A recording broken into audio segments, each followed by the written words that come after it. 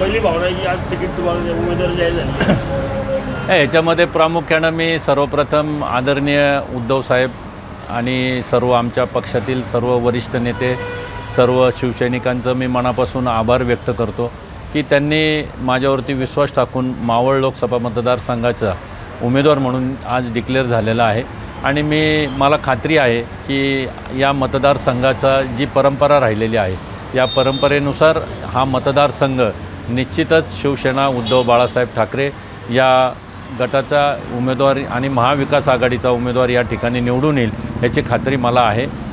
मावळमध्ये थांगपत्ता बसल्याचा आरोप जो केला होता खासदारांनी, मला खासदारांच्याबद्दल कीव आणि म्हणजे शोकांतिका वाटते की खासदारांच्या मतदारसंघातला मतदार जर त्यांना माहिती नसेल तर ह्याच्यापेक्षा मोठी शोकांतिका कुठलीच नाही आहे। तर त्याच्या अद्याप उमेदवार जे आहे ते जाहीर झालेलं नाही आहे, अजूनही चर्चा सुरू आहे भाजप किंवा शिवसेना। याच्यावरूनच तुम्ही लक्षात घ्या ना की म्हणजे त्यांना उमेदवारी अजूनही त्यांची निश्चित नाही आहे, याचा अर्थ काय हे त्यांनीच समजून घेतलं पाहिजे। एबीपी माझा, उघडा डोळे बघा नीट।